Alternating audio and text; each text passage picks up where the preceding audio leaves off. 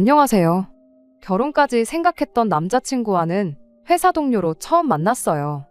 가끔씩은 이 사람이 세상 물정을 잘 모르는 건가 싶을 때가 있긴 했지만 그렇다고 해서 그게 연애하는 동안 문제가 되었던 적은 따로 없었습니다. 싫은 소리 불평불만 한번 하는 법 없고 어떻게 보면 까탈스러울 수도 있는 제 성격도 잘 맞춰주는 수더분한 성격 때문인가 연애하는 동안 느꼈던 점은 이 사람하고 같이 살게 된다면 적어도 스트레스 받으며 살 일은 없겠구나 싶었었어요. 그렇게 결혼 생각까지 하게 되었지요. 그런데 이렇게 결혼하기로 하니 세상 물정 모르고 순둥순둥한 성격이 최악의 단점이 될 줄은 몰랐네요. 남자친구와 저는 회사 내에서 몇 안 되는 지방대 출신 직원이었습니다. 입사 동기들 사이에서 알게 모르게 차별 같은 게 존재했고 그래서 그랬나 직장 생활하는 동안 서로가 서로한테 참 많은 위안이 되었어요. 그렇게 업무 외적으로 주고받던 연락이 인연으로 발전해 연애를 시작하게 되었습니다. 사내 연애를 시작했다는 소식을 듣고는 안 그래도 저희를 무시하던 동기들이 끼리끼리 논다고 아주 지방대 출신들끼리 이젠 눈까지 맞았다는 식으로 저희들의 뒷담화를 하고는 했어요. 속이 많이 상했지만 회사에서 말보다는 능력으로 인정을 받는 것만큼 좋은 게 또 없다고 생각했고 연애는 연애대로 회사 일은 회사 일대로 참 열심히 했습니다. 결국에는 저희 능력을 인정받게 되었고 그때 당시 저희를 손가락질하던 동기들 중에 회사에 남아있는 친구가 몇 명 없어요. 풀리기도 저희보다 잘 안 풀렸고요. 아무튼 간에 그 이후로도 둘이서 크게 다툰 적도 없고 서로의 고충도 잘 이해해주면서 서로가 좋은 방향으로 발전할 수 있는 동기부여까지 해줬으니 서로가 서로에게 좋은 시너지를 내준다는 확신을 갖고 그렇게 쭉 이때까지 연애관계를 이어오게 되었습니다. 언젠가부터는 회사 사람들이 저희 보고 결혼은 언제 할 거냐는 식으로 물어오는 지경까지 이르렀네요. 그 때문인가 저희 둘 사이에서 결혼 이야기가 자연스럽게 나오게 되었던 것 같아요. 말씀드렸다시피 저나 남자친구가 본가는 지방에 있어요. 회사는 서울이다 보니 둘 다 집에서 나와 자취를 하고 있고요. 처음 직장 생활 시작했을 때는 서로 사는 곳이 회사를 기준으로 정반대 방향이었었습니다. 그렇다 보니 연애하면서 집이 조금 가까우면 좋겠다는 생각을 했던 적이 몇 번이나 있었는데 시간이 지나 두 사람 다 살고 있던 자취방 계약을 갱신할 때가 다가와서는 살던 집을 연장하기보다는 서로 가까운 곳에 방을 구하는 게 좋겠다는 생각을 했지요. 오며 가며 거의 2시간이 걸렸던 시기에도 잘만 만났는데 그 거리가 1시간으로 줄어들었는데도 불구하고 집이 더 가까우면 좋겠다는 생각이 들었고 그렇게 1년 만에 서로 거의 같은 동네라고 봐도 무방할 만큼 가까운 거리로 이사를 하게 되었습니다. 서로 집에서 집까지 거리가 걸어서 15분 거리도 안 되었어요. 회사에서도 매일같이 보는 데다가 점심까지 같이 먹는데 사는 곳 방향이 같아져 퇴근길에도 같이 있게 되니 문득 그런 생각이 들더라고요. 벌써 우리가 만난 지도 몇 년인데 이럴 거면 그냥 결혼하는 게 맞는 거 아닌가 하는 생각이요.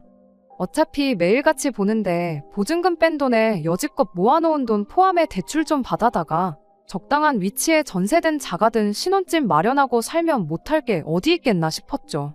이 생각을 남자친구한테 말해주면서 자연스럽게 결혼 이야기가 오가기 시작했어요.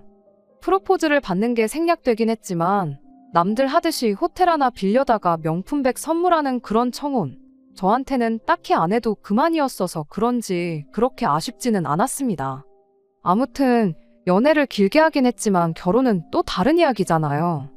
연애하면서는 서로 구태여 말을 하지 않았던 서로의 상황을 그제서야 처음 오픈하게 되었습니다.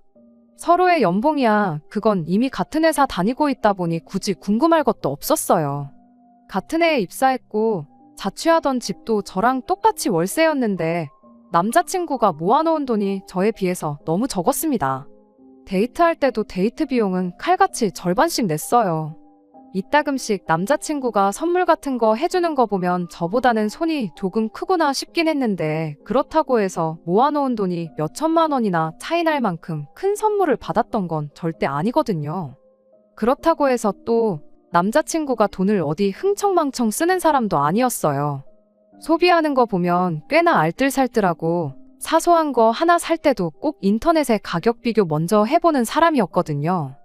집도 가까이 살기로 한 거 욕심내서 아예 같은 빌딩에 구해도 되는 거였는데 15분 거리나 되는 동네에다 구했던 데에도 이유가 있어요. 다른 게 아니라 잠만 자면 되는데 월세로 나가는 돈 아깝다고 해서 굳이 역에서도 한참 들어가야 하는 동네에 방을 구했던 겁니다. 그만큼 꼼꼼히 따지고 아낄 수 있는 부분은 확실하게 아끼는 사람이기까지 했는데, 그런데 막상 까보니 매일같이 집에 가서 혼자 소고기를 구워 먹었다고 해도 설명이 되지 않을 만큼 터무니없이 적은 돈이었습니다. 집이 가까워지고부터는 항상 저를 집 앞까지 바래다 주었던 사람이다 보니 퇴근길에 어디 허튼 데 가서 돈 쓰고 그럴 리도 없었죠. 취미생활 또한 집에서 컴퓨터로 게임하는 정도밖에 없는데 이래저래 사나르는 건 있지만 그 또한 한 달에 많이 써봐야 10만 원 내외였습니다. 어느덧 저희가 회사에 몸담은 지도 5년이 넘어가는데 모아놓은 돈이 1년치 연봉보다 적은 걸 보고 적잖이 놀랐죠. 처음에는 제 성격을 알고도 제 반응 보려고 일부러 짓궂은 장난을 치는 건가 하는 생각이 들 만큼 터무니없는 금액이었거든요. 그런데 남자친구 반응이 오히려 더 기가 막혔습니다. 저는 있는 대로 당황스럽고 날카로운 상황이었는데 남자친구는 해명은커녕 뭐 문제라도 있냐며 제 눈치만 살피더군요. 수수께끼 내는 것도 아니고 길게 나눌 이야기도 아니겠거니 싶어서 그냥 단도직입적으로 이유는 알려달라고 했어요. 적어도 연애 초반에 서로 먼 거리에 살 적에는 퇴근하면 뭐 하는지 몰랐으니 그렇다 쳐도 3년 전부터 서로 집이 가까워지면서 거의 매일을 같이 함께 시간을 보내지 않았냐고. 그런데 나 몰래 뒤에서 뭘 하고 다녔길래 이렇게 모아놓은 돈이 하나도 없을 수가 있냐 물었더니 남자친구는 제 질문에 아무 대답도 못하고 그냥 쩔쩔매고 있었습니다. 긴 시간을 함께 해온 만큼 남자친구의 저런 반응을 보니 무언가 말하기 껄끄러운 사연이 있구나 싶은 안 좋은 예감이 들기 시작했어요. 보통 안 좋은 예감은 틀리는 법이 없잖아요? 그냥은 넘어갈 수 없는 일이다 보니 남자친구를 닥달해 무슨 일인가 자초지종을 계속해서 물어봤습니다. 계속된 저희 질문 공세에 결국 남자친구가 모든 걸 다 말해줬어요. 그간 남자친구가 취직한 이래로 부모님과 떨어져 지내면서 자기 월급으로 부모님 아파트 대출금을 일부 갚아주고 있었다더라고요. 그것도 모자라 생활비까지 어느 정도 되고 있었대요. 이미 거기서 월급의 절반 이상을 까고 시작했으니 혼자 지내는 생활비에 저랑 데이트하는 비용까지 이것저것 다 계산해보면 쥐뿔도 남는 게 없었던 거고요. 오히려 용케 그만큼이나마 모아놓은 게 대단하다 싶을 정도였어요. 남자친구가 아래로 동생이 2명이 더 있는데 걔들도 똑같이 부모님한테 돈을 드리고 있는 거냐 물어봤더니 동생들은 벌이가 자기가 버는 것만 못해서 안 하고 있다는 이야기를 해주는데 정말 정신이 아찔해지더라고요. 아무리 세상 물정을 몰라도 그렇지. 자기 월급의 절반을 까고 시작하는데 동생들 버는 돈하고 비슷하니까 아무 문제 없지 않냐고 하는데 이 사람이 이렇게 답답한 사람인가 싶었습니다. 차라리 부모님께 그간 용돈을 얼마 드렸다고 하면 멀리 떨어져 사니까 그만큼 걱정돼서 그랬겠거니 이해라도 했겠는데 이건 뭐 생활비는 물론이고 아파트 대출까지 내주고 있다니 이건 효자를 떠나서 호구가 아닌가 싶었습니다. 아무리 맏형이라도 그렇지 부모님 봉양을 혼자 도맡아 하는 거나 마찬가지인데 그걸 나 몰라라 하고 있는 동생들도 얌체 같았고요. 하지만 무엇보다 이 쉬운 상황을 당연한 것처럼 받아들이고 있는 남자친구가 너무나도 답답했습니다. 남의 집 기둥 뽑아 결혼하는 거 아니라는데 이제 막 결혼 이야기 오가기 시작한 내 남자친구가 바로 그 남의 집 기둥이었다니 정말 억장이 무너지는 듯 했습니다. 그래도 남자친구한테 현실을 인지시켜주고 설득하면 해결될 수도 있겠다 생각했어요. 이제 결혼하면 부모님께 돈 드리는 건 그만해야 한다고요. 계속 드리고 싶다면 그래도 좋으나 그렇게 되면 나랑 결혼은 못하는 걸로 생각하라고 했죠. 어차피 맞벌이에 저희 벌이가 나쁜 편은 아니니 당장 돈 얼마 부족한 건 사람 착한 거 하나 보고 참으면 되겠다 싶었습니다. 어차피 대출 받는 건 마찬가지인데 자가가 아니라 전세로 구해서 일단 종잣돈부터 마련하면 된다는 계산이었어요. 남자친구도 그제서야 자기가 처한 상황을 알고는 있는지 제 말에 대답 대신 고개를 끄덕이더라고요. 그래도 용돈 정도는 드려도 되지 않냐고 물어보길래 한 달에 한 20, 30 정도 드리는 건 오케이지만 그 이상은 안 된다고 단호하게 딱 잘라 말해줬습니다. 남자친구는 기꺼이 그렇게 하겠다고 대답을 해줬고요. 끝까지 우기면 어쩌지 걱정이었는데 그래도 이렇게 제 뜻에 순순히 따라주는 거 보니 한편으로는 안심이 되었어요. 그 후 일단 남자친구를 저희 부모님께 먼저 소개를 시켰습니다. 실제로 인사드린 적은 없지만 연애하면서 제가 저희 부모님께 몇 번 이야기를 했었고 사람 자체는 정말 순하고 성실한 사람이기에 저희 부모님께서도 남자친구를 마음에 들어 하셨어요. 저희 집에서 결혼 허락을 받았으니 이제 제가 남자친구 부모님께 인사드리러 갈 차례였습니다. 그런데 남자친구가 이런 이유, 저런 이유를 대면서 인사시키는 나를 미루려고 하더라고요. 쇳불도 당김에 빼랬다고 그걸 미뤄서 뭐 하겠냐고 남자친구를 닥달해 억지로 자리를 만들었습니다. 남자친구가 자꾸 소개를 미루는 걸로 보아 저는 혹시 남자친구 부모님이 저를 마음에 안 들어 하시나 하는 생각이 들었어요. 그도 그럴 게 결국 아들이 집에 해주던 지원을 제가 끊어버린 거나 마찬가지였잖아요. 그런데 인사드리러 처음 만난 자리에서 저를 엄청 반겨주시고 잘해주셨어요. 아들한테 말로만 들었다면서 정말 꼭 보고 싶었다고 하시면서 말입니다. 분위기는 더할 나위 없이 좋았는데 유독 남자친구만 좌불안석 안절부절하고 있었습니다. 긴장은 해도 내가 해야 하는 거 아닌가 싶었는데 알고 보니 긴장해서 그랬던 게 아니더라고요. 이야기를 나누다가 어쩌다 보니 생활비에 대한 이야기가 나왔습니다. 벼랑간 남자친구 부모님이 우리 아들이 집에 해주는 돈이 많아 평생 장가 보내기는 글렀다고 생각했는데 우리 아들 데려가줘서 고맙다며 저 같은 며느리를 보는 운 좋은 시부모는 당신들밖에 없을 거라고 하시는 거예요. 남자친구와 이야기했던 것과는 전혀 다른 이야기를 하는 걸 보아하니 그때 딱 깨달았습니다. 남자친구가 저를 집에 인사시키는 걸 미루려고 했던 그 진짜 이유를 말이지요. 부모님이 실망할까봐 그랬던 건지 아예 집에다가는 말조차 꺼내지 않았던 거예요. 상황 파악이 끝나자마자 남자친구한테 맡겨선 평생 가도 말을 안 하겠다 싶어서 제가 대신 입을 열었습니다. 아드님, 그러니까 남자친구가 아직 말을 안 한 것 같은데 결혼 후에는 저희도 신혼집을 구하면서 대출금이 생기고 경제적으로 빠듯해지지 않겠냐고. 그러니 앞으로는 대출금 내드리던 것부터 생활비 보태던 건 못 드리게 될 것 같다고요. 그 말이 끝나기가 무섭게 남자친구 어머니의 표정이 싹 바뀌더라고요.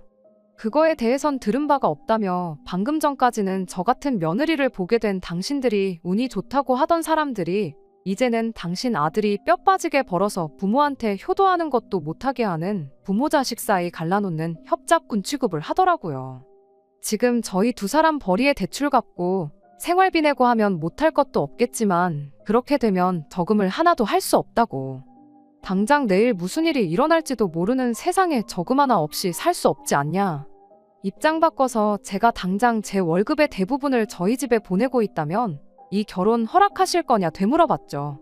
결혼하면 공동재산이 되는 만큼 공평하고 합리적으로 돈 관리를 해야 하지 않겠냐고. 그런데 한 푼 두 푼도 아니고 벌이의 절반 이상을 부모님께 드리는 건 말도 안 된다고 생각한다고 제 생각을 솔직하게 말했습니다. 충분히 간결하게 말했다고 생각했는데 남자친구 어머니는 네가 무슨 권리로 우리 아들이 버는 돈을 관리를 하려고 드느냐고 따지더라고요. 방금 전까지 결혼 못할 것 같다던 아들 장가 간다고 좋아하시지 않으셨냐고. 그거 보면 어머님 아버님 때문에 아들이 결혼 못할 수도 있겠다고 예상하셨던 거 아니냐. 걱정스러워 하셨던 거 보면 돈도 돈이지만 아들 앞길 생각해 주시는 좋은 분들이신 것 같은데 대충 계산해봐도 남자친구가 취직한 이래로 어머님 아버님께 드린 돈이 1억은 훌쩍 넘을 것 같은데 그 정도면 충분히 할 만큼 한 거 아니겠냐고요. 그러니 이제는 아들 앞길만 생각해 주시고 저희가 아예 땡전 한 푼 안 드리겠다는 게 아니고 남들 하는 것 이상으로 챙겨드릴 테니 저희들 결정을 무조건 나쁘게만 받아들이지 않아주셨으면 좋겠다고 했습니다. 하지만 그래도 주던 걸 어떻게 못 주게 하냐고, 당장 우리는 어떻게 버티라는 거냐며 그렇게는 안 된다고 우기시더라고요. 결국 그렇게 어머님 언성이 높아지기 시작하니 옆에서 꼼짝 못하고 있던 남자친구가 자기한테 좋은 해결법이 있다면서 모두 조용히 좀 해보라고 하고는 말도 안 되는 소리를 꺼내기 시작했어요. 자기가 돈을 더 벌어오면 되는 거 아니겠냐며 퇴근하면 대리운전이나 배달 같은 거 하고 주말에는 물류창고 같은 데 가서 일을 더 하겠답니다. 그렇게 돈을 더 벌면 그 돈으로 대출금을 갚아드리면 되는 거 아니겠냐는 겁니다. 아직 내 집도 없는데 투자까지 뛰면서까지 자기 부모 대출금에 생활비를 내주겠다는 게 말이나 되는 일인가 싶었습니다. 그렇다고 형제가 셋인데 그거 다 갚아주고 물려받을 재산 있는 것도 아니고요. 그건 또 무슨 소리냐고 한마디 걸고 넘어졌더니 남자친구 어머니가 당신 아들이 알아서 더 벌어가지고 준다는데 그것도 못하게 하느냐고 저보고 마누라 될 사람이 그 정도 이해심도 없어서 어디다 쓰겠냐고 얼굴에 철판 깔고 나오더군요. 더 길게 생각할 필요도 없겠더라고요. 어리숙한 건 알고 있었지만 부모님 눈치 본다고 해야 할 말도 못하는 남자친구는 더 이상 제 눈에 좋은 신랑감으로 보이지 않았습니다. 생활비 내주고 대출까지 갚아주는 집안의 기둥인 효자 아들 데려다가 여지껏 해주던 지원 다 끊고 가정을 꾸린다고 한들 부모님한테 미움을 받으면 받았지 진심으로 축하받을 것 같지도 않았어요. 남자친구도 자기 인생, 자기 건강 갈아 넣으면서까지 돈을 더 벌어다가 부모한테 갖다 바치겠다는데 그렇게 하라고 한들 제 마음은 편하겠나요? 제가 뭐가 아쉬워서 남자친구를 오래 알고 지낸 거지 따지고 보면 그날 처음 평생을 본 적도 없는 사람들한테 시작부터 끝까지 미움을 받아야 하는지도 모르겠더라고요. 그리고 퇴근 후에 투잡 뛰고 주말에는 아르바이트해서 돈을 더 벌 거면 저랑 결혼은 왜 하나요? 그냥 강아지나 한 마리 키우고 말지. 강아지는 제 말이라도 잘 듣잖아요. 일주일에 7일을 밤낮 없이 일하는 남편이면 솔직히 없는 거나 마찬가지기도 하고요. 그래서 그냥 자리에서 일어났습니다. 남의 집 기둥 뽑아오는 거 아니라는 말이 괜히 있는 말이 아닌 것 같다고 결혼 이야기 뒤집어버리는 것도 뒤집어버린 거지만 남자친구한테도 이만 헤어지자고 말했어요. 평생 그렇게 가족들 지갑 노릇이나 하라고요. 그렇게 사는 게 좋다는데 내가 스트레스 받아가면서까지 못하게 말릴 필요가 없다고 말하고 자리에서 일어났습니다. 같은 회사를 다니다 보니 보기 싫어도 마주쳐야 해서 불편했는데 남자친구의 마지막 책임감인지 저에 대한 죄책감 때문인지는 몰라도 저한테 이직할 테니 회사에서 마주칠 걱정은 안 해도 된다는 말을 하더라고요. 참 세상 물정을 몰라도 이렇게 모르는 사람이었구나 싶었죠. 나는 괜찮으니 회사까지 그만두고 그럴 필요 없다고 말했는데도 끝까지 저를 위한 마지막 책임이라니 어쩌니 하면서 결국 회사를 그만두더라고요. 앞만 말해봐야 듣지도 않는데 괜히 그만두지 말라고 하는 걸 보고 제가 미련이라도 남았다 생각하면 어쩔까 싶어서 그냥 알아서 하라고 했습니다. 어차피 헤어진 마당에 그런 것까지 챙겨줄 필요 없다 싶었거든요. 그런데 뭐 이직할 직장이라도 구해놓고 저러는 줄 알았는데 무슨 문제가 생긴 건지 바로 직장을 못 구했나 봐요. 헤어지고 4개월쯤 지나서 제가 사는 자취방 앞에 술에 잔뜩 취해서 찾아왔더라고요. 평소에 술은 입에도 안 대던 사람인데 뭔가 싶어서 이야기를 들어봤는데 직장을 못 구해서 수입이 없는 상황인데 부모님들은 멀쩡히 다니던 회사 그만둔 남자친구 잘못이라면서 그나마도 얼마 안 되는 저금이라고 모아놓은 돈을 내놓으라고 했다는 겁니다. 당장 자기는 수입이 없어서 걱정이 돼서 죽겠는데 남자친구 부모님은 그 몇 달을 못 기다려서 얼마 안 되는 자기 돈을 가져가려고 한다고요. 그리고 상황이 이렇게 되니 자기가 자기 인생에 얼마나 큰 부분을 놓아버린 건지 이제야 깨달았다고 하면서 저한테 사과를 하더라고요. 이제 정말 자기는 부모님 안 보고 살아도 되니까 자기를 다시 받아달라고요. 집에다 돈 가져다 바치는 것도 그만둘 것이고 2번 다시 호구 노릇 하지 않겠다고 머리를 바닥에 찌으면서까지 부탁을 하더라고요. 그렇게 오래 연애했고 그동안 정이 많이 들었는데도 안쓰럽지가 않았습니다. 결혼 이야기 오갈 때던 회사 그만둘 필요까지 없다고 제가 이야기했을 때 진작에 들었으면 이럴 일도 없었을 텐데요. 다 자기가 뿌린 씨앗인데 달게 받아야죠. 불쌍하다고 다시 받아줬다가 괜히 또 새 직장 구하자마자 가족들한테 돈 줘야겠다 그럴 수도 있는 노릇이고요. 그래서 안타깝지만 나는 너랑 다시 시작할 생각이 없다. 그리고 술 먹고 이렇게 찾아오는 것도 싫고 우리는 이미 끝난 거니까 2번 다시 찾아오지 말라고 했습니다. 내가 뭐라고 당신하고 당신 부모님, 부모 자식 간의 천륜을 끊어낼 수 있겠냐고. 믿는 도끼에 발등 찍히는 것도 딱 1번이라고 했고 넌 벌써 그 기회를 날려먹었다고 했어요. 그 뒤로 한동안은 연락도 소식도 모르고 지냈습니다. 회사에서 남자친구와 친하게 지내던 직원이 남자친구 소식을 들었다며 저한테 말해줬어요. 고향에 돌아가서 그쪽에서 일자리 찾으러 다니면서 아르바이트 하고 있다고 하더라고요. 워낙에 경력이 좋아서 오히려 그쪽에서 새 직장 구하는 게 힘든가 보다 싶더래요. 불쌍하긴 하지만 한편으로는 남자친구를 다시 안 받아주길 잘했다는 생각이 듭니다. 결국에는 가족을 놓지 못해서 안정적인 새로운 직장을 찾는 게 아니라 부모님 당장 생활비랑 대출금 내주기 위해서 고향으로 돌아간 모습을 보면 아직 정신 덜 차린 것 같네요. 그동안 만나온 정에 휩쓸려 받아줬더라면 결국엔 또 어떤 방식으로든 자기 가족들 먹여 살리겠다고 투잡을 뛰겠다느니 내 돈을 빌려서 쓰겠다느니 분명 무슨 일이 있어도 있었을 겁니다. 비록 이렇게 완전히 끝나버리게 되었지만 아무쪼록 언젠간 정신 차리고 이용만 당하고 있다는 걸 깨달았으면 좋겠네요. 부모님이 키워준 은혜 당연히 헤아릴 수 없을 만큼 커다란 것이겠지만 자기 인생까지 갈아서 갚아야 할 정도로 가스라이팅을 당한 모습을 보니 그냥 한편으로는 안쓰럽기도 한 것 같아요. 저랑은 이제 헤어졌으니 제가 더 이상 신경 쓸 일은 아니지만요. 정신 차리면 그만둘 것이고 정신 못 차리면 앞으로도 저렇게 살아가겠죠. 두 번째 사연입니다. 안녕하세요. 날이 점점 추워지는 게 벌써 한 해를 마무리할 때가 다가왔다는 사실이 물씬 느껴지네요. 이제 해가 넘어가면 저도 30살이 돼요. 못해도 30 전에는 결혼을 하고 싶었는데 올해가 2달 남짓 남은 이 상황에 모든 걸 준비 마치고 결혼을 하는 건 불가능하다 싶습니다. 그리고 이 사람과 결혼을 하는 게 맞나 싶은 생각이 들기도 하고요. 그래서 이렇게 다른 분들의 의견이나 조언을 구해보고자 사연을 보내보게 되었습니다. 저보다 3살이 많은 남자친구와 3년 조금 넘게 연애를 했습니다. 제가 연애 2년 차부터는 30 전에는 결혼을 하고 싶다는 말을 했다 보니 남자친구 또한 제가 결혼을 염두에 두고 연애를 하고 있었다는 사실을 알고 있었죠. 남자친구가 저보다 연상이다 보니 결혼 이야기에 부담을 갖거나 하지는 않았던 것 같아요.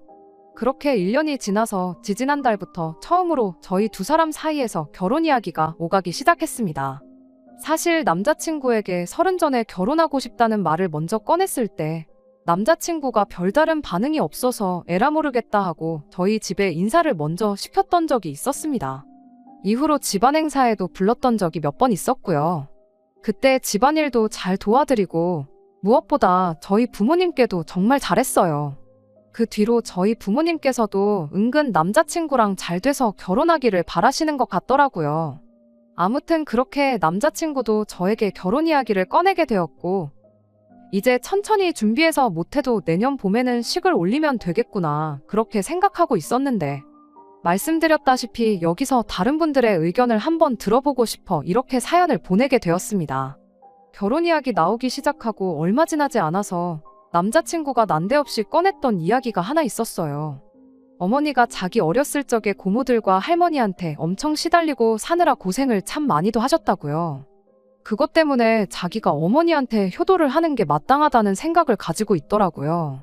조금 의아했던 게 고모나 할머니 때문에 힘든 삶을 살아오셨으면 아들인 남자친구가 아니라 남편인 아버님이 어머님께 더 잘해야 하는 거 아닌가 싶었죠. 어머니한테 잘하는 게 나쁘다는 건 아닌데 계속 이야기를 듣다 보니 남자친구가 어머니를 생각하는 그 효심이 조금은 지나치지 않나 그런 생각이 들었습니다. 제가 볼 때는 남자친구가 어머니께 잘하고 싶다는 소리가 그저 이유에 불과하고 그냥 무조건 잘해드리고 싶어하는 것처럼 느껴지더라고요. 게다가 자식이 부모님께 잘해드리는 방법이 여러 가지가 있을 텐데 남자친구는 효도를 꼭 돈으로 해야 한다는 생각을 갖고 있었습니다. 남자친구가 안정적인 직장을 다니고 있고 월급 받는 것 또한 또래에 비해서 잘 받는 편이에요. 결혼을 하게 된다면 저도 맞벌이를 할 생각을 가지고 있으니 둘이 받는 월급 합치면 넉넉 잡아 700만 원 언저리쯤 될 텐데 그 정도면 양가 부모님께 용돈 조금 드리는 거야 문제도 아닌 벌이잖아요. 그런데 벼랑간 결혼하거든 자기 월급의 절반을 어머니한테 드려야겠다는 말을 꺼내왔으니 저로서는 고민도 많이 생기고 받아들이기가 힘든 상황입니다. 게다가 그 이유가 할머니랑 고모들 때문에 고생했다는 이유였으니 제 입장에서는 도저히 그냥 넘길 문제가 아니구나 싶었어요.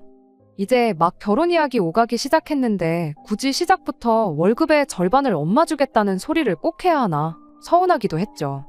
만약에 어머님이 저희 결혼하고 나서 아이를 봐주신다거나 한다면 그때야 월급의 절반이 아니라 한 달에 200만 원도 드릴 수 있겠지만 아무 이유 없이 그냥 드리는 건 아닌 것 같다고 딱 잘라 말은 했는데 남자친구는 그건 나중 가서 이야기하자며 대답을 얼버무렸습니다. 그거야 뭐 남자친구가 말한 대로 결혼 후에 양가 부모님께 드릴 용돈이나 생활비에 대해서는 결혼 준비하면서 차근차근 이야기를 나누면 되겠거니 싶어서 그냥 넘어갔어요. 그런데 얼마 전에 남자친구 어머니께 인사를 드리고 오면서 진짜로 결혼은 현실이구나 싶고 여러 가지 생각이 드는 거예요. 남자친구 어머니가 다른 분들 사연에 나오는 것처럼 며느리 못 살게 굴고 그러는 시짜 시어머니는 아니고 좋은 분처럼 보였어요. 남자친구 말 맞다나 시집살이로 과거에 고생을 하셨다 보니 당신은 당신 며느리한테 똑같이 하지 않고 잘해주겠다 하는 생각을 가지고 계신 분이셨죠. 문제는 남자친구였어요. 밖에서 만났는데 식사할 때는 물론이고 식사 마치고 나서도 어머님 옆에 붙어서 떨어질 생각을 안 하더라고요. 식사 마치고 차 한잔 마시면서 이야기 좀 더 나눠보기로 했는데 근처에 호수공원이 있어서 소화도 시킬 겸 거기 한 바퀴를 돌았어요. 남자친구는 어머님 옆에 착 달라붙어서 카페에 들어갈 때까지 저는 안중에도 없었습니다.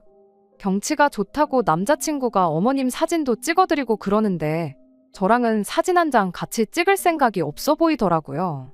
뒷공무니만 쫓아다니다가 멈추면 두 사람 사진 찍어주고 그런 식의 반복이었어요. 카페에서는 거의 어머님과 저 둘이서만 이야기를 나누긴 했는데 찬밥대우 받던 건 여전했습니다.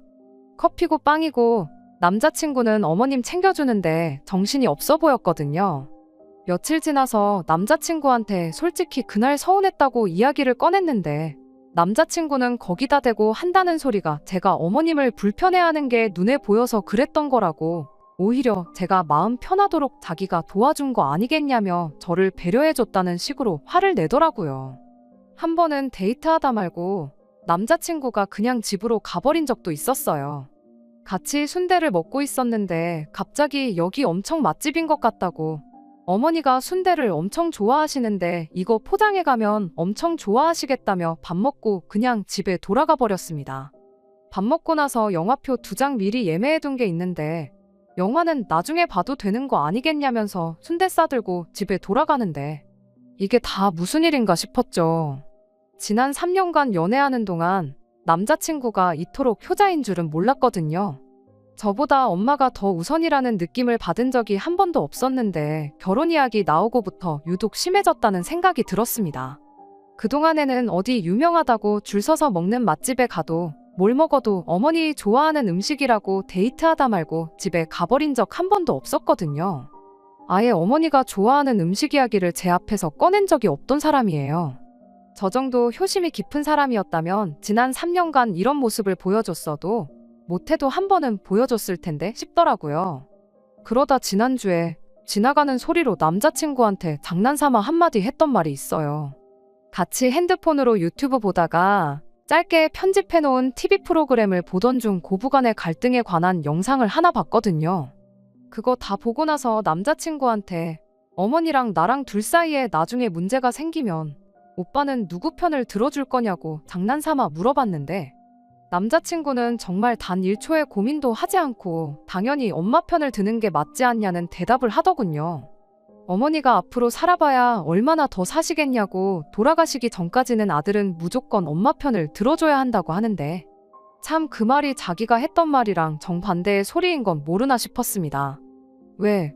어머님이 할머니랑 고모들 때문에 고생하셨다잖아요. 거기서 아버님이 어머님 편 제대로 한번 들어줬다면 그나마 고생은 덜 하셨을 거 아니겠나요? 물론 어떤 삶을 살아오셨는지 집안 분위기가 어땠는지는 모르는 일이지만 그래도 남편이 가족들과 배우자 사이에서 든든하게 중간 역할을 해주면 그만큼 괴롭힘도 덜했을 거 아닌가 싶은데 하지만 그걸 가지고 말꼬투리 잡아봐야 어차피 끝나지 않을 이야기만 나누게 될 것 같아서 그냥 아무 말 안 하고 말았습니다. 아무튼 이 모든 사건이 불과 근 2달 사이에 일어난 일이에요. 말씀드렸다시피 결혼 이야기 나오기 전까지는 남자친구의 이런 모습은 한 번도 본 적이 없었고요. 처음에는 이해해보려고 생각했는데 이런 일이 계속해서 반복되니 저는 남자친구한테 무조건 엄마 다음일 거라는 그 느낌이 머릿속에서 사라지지가 않네요. 우리 딸 내년이면 시집 간다고 친척들이며 지인분들한테 자랑처럼 이야기하고 계시는 어머니를 보고 있자니 이 결혼하는 게 맞냐고 물어보기도 뭐해서 혼자 속만 앓고 있다가 다른 분들 생각은 어떤지 조언이라도 한번 들어보고자 이렇게 제 이야기를 한번 보내봤습니다. 정말 고민이 많네요. 혼자서만 고민하고 있으니 답도 없다 싶고요. 저도 제가 무슨 생각을 하고 있는 건지 모르겠습니다. 안녕하세요. 이렇게 후기 들고 다시 찾아왔습니다. 어머니께는 말을 꺼내지 못했지만 여기 사연 보내기 전에 사실 주변 사람들한테 어떻게 생각하느냐고 물어본 적이 있었어요. 그래봐야 다 제 또래 제 친구들인데 잘 모르겠다는 의견이 대부분이고 자기 부모님한테 잘하면 그만큼 저희 부모님한테도 잘할 거라는 희망적인 이야기밖에 못 들었거든요. 그런데 이렇게 속 시원하게 제 머릿속을 정리해 주시는 분들이 여기에 계실 줄은 생각도 못했네요. 덕분에 마음 굳게 먹을 수 있었던 것 같아요. 일단 남자친구를 만나서 월급의 절반을 주겠다는 이야기부터 정리를 해야겠다 싶었습니다. 그리고 어떤 분이 조언해 주신 대로 혹시 지금도 어머님한테 용돈으로 얼마를 드리고 있느냐 물어봤어요. 남자친구는 망설임도 없이 아니라고 대답하더라고요. 지금 드려봤자 결혼할 때 도로 다 가져가야 되는 거나 마찬가지 아니겠냐며 용돈은 결혼하고 드리는 게 맞는 거 아니겠냐고요. 말인즉슨 이제 맞벌이를 할 예정이니 벌이가 2배가 되는 거 아니겠냐. 벌이가 늘은 만큼 엄마 몫으로 자기 월급 절반을 챙겨주겠다 하는 소리나 마찬가지였지요. 그게 제 귀에는 내 돈으로 효도를 하겠다는 소리로밖에 들리지 않았어요. 그래서 남자친구한테 자식이 부모한테 효도하는 건 당연한 거라고, 그러니 나도 결혼하면 우리 집에 내 월급 절반을 드려야겠다고 똑같이 한마디 해줬습니다. 그랬더니 그건 좀 아닌 것 같다고 곧바로 반박을 하더라고요. 오빠는 되고 나는 왜 안 되냐 따졌더니 아들하고 며느리가 시어머니를 챙기는 게 이치에 맞는 거 아니겠냐고, 너네 집은 너가 챙기는 게 아니라 집안 남자인 제 동생이 챙기는 게 맞다는 소리를 하면서요. 자식이 부모한테 효도하는 건데 왜 그게 그렇게 되냐고 곧바로 따져 물었더니 저보고 한글부터 다시 배워야겠답니다. 시집을 온다는 말은 들어봤어도 장가를 온다는 말은 못 들어보지 않았냐. 시집을 온다는 건 말 그대로 제가 시댁의 일원이 된다는 뜻이라고.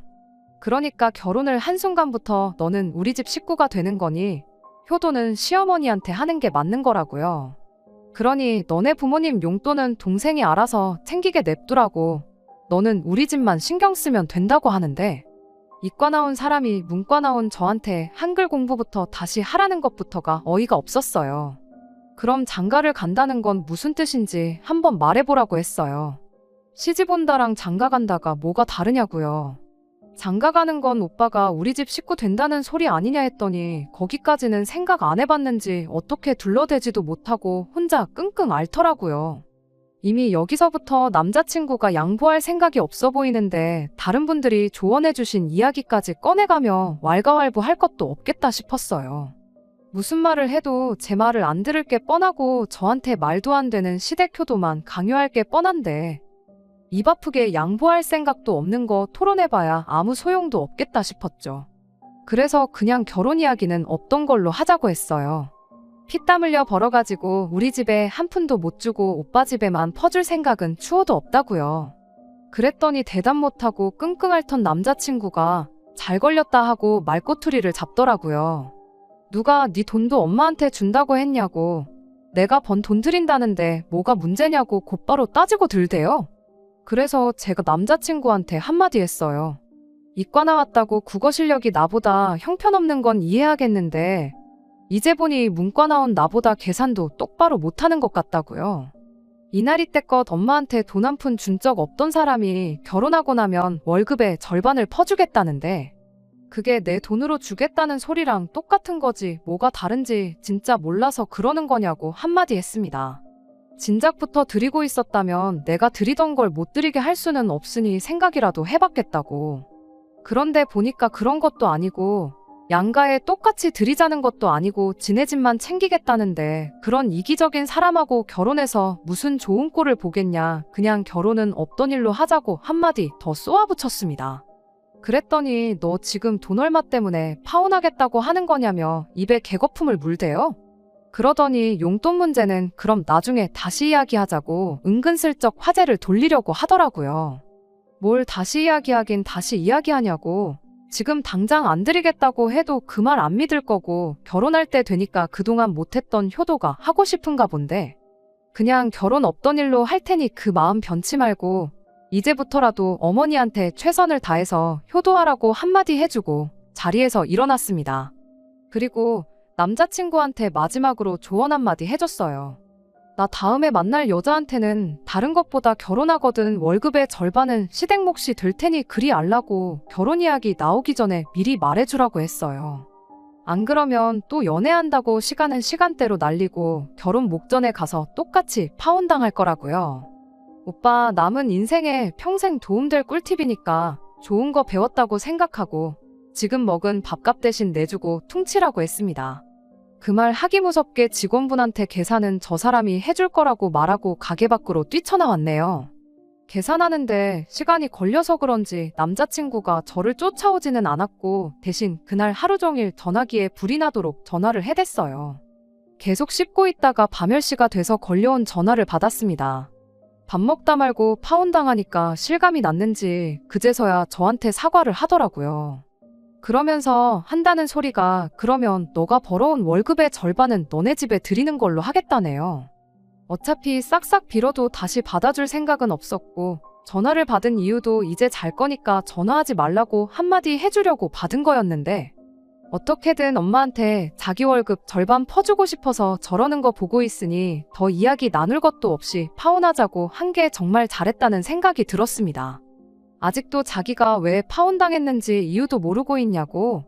이젠 어머니한테 돈을 퍼주고 그런 걸 떠나서 이해력도 딸리고 멍청하기까지 한 사람하고는 결혼 생각 없다고. 제발 연락하지 말고 시집와서 시댁 귀신으로 살다가 죽을 사람 새로 찾아서 결혼하라 말하고 전화 끊어버렸어요.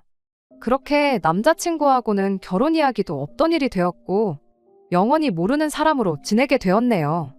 하고 싶은 말 다 해서 속은 후련했지만 그래도 결혼까지 생각한 데다가 3년이라는 긴 시간을 함께했던 사람이다 보니 솔직히 아쉬운 마음이 안 든다고 하면 그건 거짓말일 거예요. 하지만 이 결정이 후회가 되지는 않습니다. 어떤 분이 해주셨던 말 맞다나 남의 집 기둥 뽑아서 결혼하는 거 아니라는데 여러분들이 해주신 조언 무시하고 결혼했다면 아마 제 남은 평생을 후회하면서 살았을 테니까요. 왜 결혼하고 나서 효자가 되고 싶어 저렇게 안달들일까요?